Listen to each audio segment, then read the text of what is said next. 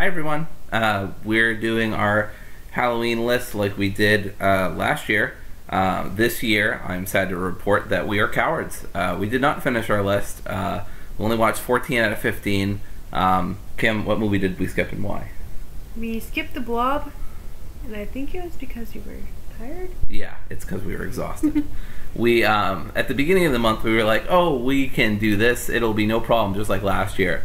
And so we skipped a few days that we shouldn't have skipped because towards the end of the month we really had to bundle a bunch of movies together, and it was really exhausting. And we often did it at night because you're supposed to watch scary movies at night, but that was a problem for somebody. I'm always tired, so what? Yeah, that's a big mood. Anyway, so I'm Dory. I'm Kim. And we're here to talk about the Halloween movies that we watched this year, as well as tell you what we're watching next year. As long as the polar ice caps don't melt, kill us all, we'll be here next year to tell you about those movies as well. Kim is laughing about the end of the world. That's pretty weird. Okay, so let's talk about the movies. So Kim, what are some of the movies we watched? Well, let's go over the list. So okay. For this year, we started The Night of the Living Dead, The Brothers Grimm, The Fly, Eraserhead, Rosemary's Baby, your turn. Amityville Horror, the original, Eight-Legged Freaks, Under Wraps, Don't Look Under the Bed, It and The Shining, Nightmare on Elm Street, Dream Warriors, Jason Lives, Candyman, and we were supposed to watch Blob, the original, the one from the 50s, but like I said, cowards, we didn't get around to it. We had kind of a rough time of it this year. About 1/5 of our movies kind of sucked. So that was difficult. For The Night of the Living Dead, I thought it was a solid movie. Kim thought it was above average. For The Brothers Grimm, we both agreed it was just okay. The Fly remake was terrific. It was above average. Razorhead sucked. Rosemary's Baby was amazing. My favorite. Amityville Horror was awful. Eight-Legged Freaks was actually really good. Both of us really enjoyed it. Under Wraps was great. Don't Look Under the Bed was terrible. It was a 1. It, the original, was okay. I liked it. Kim thought it was above average. I just thought it was okay. Man, that ending sucks. The Shining, both of us don't like The Shining. I know, hot take, but The Shining is super boring. I don't really think it builds tension very well. It kills off characters in deeply unsatisfying ways. We'll get to it. Nightmare on Elm Street, I put it 3.4. No, wait, no, it was a 4. Both of us thought it was a really solid movie, and the twist at the end was cool. Jason Lives was okay. It's about as good as the best of the horror, that franchise. Candyman was pretentious, and I didn't like it that much. Kim thought it was a little better than I did. Yeah, but I grew up with it. Yeah. And The Blob, well, yeah, didn't watch it. I probably wouldn't have liked it anyway. Who knows? So, Kim, talk about your favorite. So my favorites were The Fly and Rosemary's Baby, right? Yeah. Well, my favorite mostly was Rosemary's Baby. Yeah. Dory's was The Fly. Yeah. I really love The Fly. It was a really good film, and the special effects were really good. It was easy to get invested in these characters because they were written so well. Plus Jeff Goldblum. Jeff Goldblum is a big part of why this film excuse me, why this film works. And then mine, Rosemary's Baby. I really enjoyed the plot. And it was a long movie, right? Yeah, it was like 2.5 hours. Yeah. I mean, I still liked it. I stuck with it the whole movie. Usually I want to fall asleep really soon, but this is good. Yeah, it was really engrossing. And the acting was top notch. I do want to say, for both of these films, I know Jeff Goldblum's pretty problematic these days, and the director of Rosemary's Baby, I only realized once we got the DVD who he was, and I wasn't super happy about that. But, say what you will about the guy, he makes a good film. Alright, so least favorites. Eraserhead. And Don't Look Under the Bed and Amityville. Amityville was boring. One of the things that was the worst part about Amityville Horror was, at the beginning, this is how I knew it was going to be a bad film.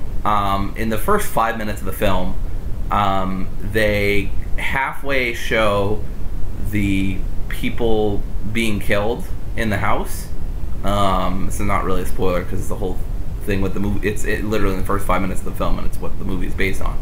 But and then as the new couple are going through the house, the movie insists on showing us the rest of the shot that they didn't show us before in the prologue. Like, oh hey, remember that? This family died, so now this family's here. And I'm like, but I got the picture. Like, I don't need to see the whole thing. Like, it wasn't scary. It was just stupid and redundant. Anyway, the film was terrible. The acting was terrible. The plot was awful.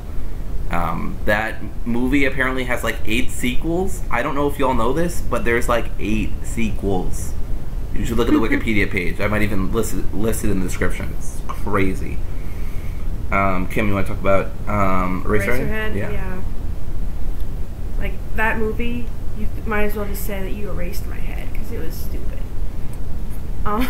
This is the lamest insult for a movie I've ever heard.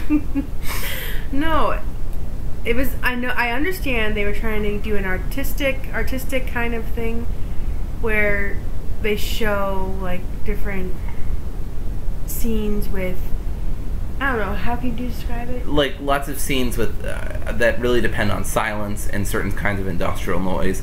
I appreciate it a little bit more than Kim because I think because I'm slightly more familiar with David Lynch, and also because I kind of knew what it was about and what it was going for, like the anxieties of being a parent, the anxieties of being within a capitalist industrial society. Like, I saw those themes, but I'm just like, this should clearly just be a short film. Like, this should be a 30-minute film, and it would be great. But instead, David Lynch tried to stretch it out to an hour and a half, and it's so boring. I mean, it's not just that, it was gross, too. Like, there were certain parts of the movie where they showed the baby, and the baby just looked so gross. Yeah. So this is 3 out of the 14 films that we watched, and they were all pretty terrible. We had other ones, like, I want to talk a little bit more about The Shining, but The Shining was, I think it's just boring. I think the tension it raises doesn't, like, Jack Nicholson is good at being Jack Nicholson, but I'm just so tired of Jack Nicholson as an actor that doesn't do much for me. Like, I admit, at the time when lots of people didn't know about Jack Nicholson, this was probably an impressive acting performance. I just don't see it anymore. Like, it's just him being himself. I don't see it as that interesting. The kid is good, but that's it. I mean, it's just him, and damn, that kid could act. He went on to be like a high school teacher or something. I looked him up. The one movie you didn't like the most, wasn't that Don't Look Under the Bed? Yeah, so Don't Look Under the Bed's a Disney Channel movie, and so was Under Wraps. So we watched it back to back. Now, Don't Look Under the Bed is interesting and noted because it's one of the scarier Disney Channel movies I remember watching as a kid and being scared, because some of those scenes were like pretty like out there for a Disney Channel movie. And especially there was some controversy because the ending of the film, it's not a huge spoiler, but it's supposed to end with a white girl kissing a black guy, and you know, and they're like both teenagers or whatever, and I guess it was like controversial with some of the executives or whatever, which is shitty. But anyway, it sucked. Like, it was boring. They tried to make it serious by involving cancer, but like I just thought like that was just not executed very well. They saved the dream, the like boogie nightmare land towards the end, and it was just really disappointing.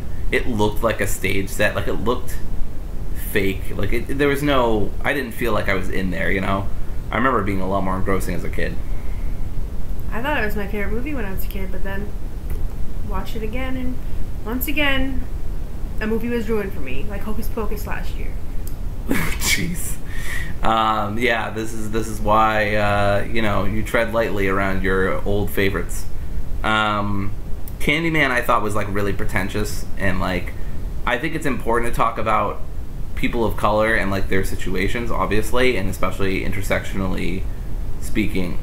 I don't know if intersectionally makes sense in that sense, but you know, especially as it applies to stuff like poverty. And that's super important to talk about and good. but I just wasn't feeling the way that they executed Candyman. Also, I can't take it very seriously when his name is Candyman. I'm sorry. Also, he's just not that intimidating. He's got a hook. I like his idea, though. I like the idea. I think the idea's got merit. He pins his crimes on his victims. Well, the one victim. Right, which is an interesting idea, except they do it over and over, and there's no new ideas. It's just the same thing over and over. Like, the poor lady just keeps getting pinned over and over, and then there's some bland plot twist towards the end that you can see coming a mile away. Okay. Anything else? Do you want to go to the... Yeah, any overall thoughts on the list? I mean... I like... It's hard to explain, but there are certain movies I thought were better than...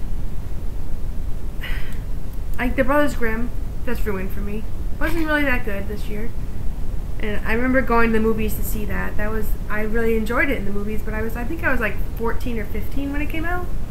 So... Yeah. The Night of the Living Dead, I wasn't really that into it. It was okay, but I don't really like black and white films. Can't appreciate the finer things in life. That's why she's dead. And then Eight-Legged Freaks stood its ground. I watched that as a kid, and I still love it. Did all 8 of those legs stand their ground? Or just 4?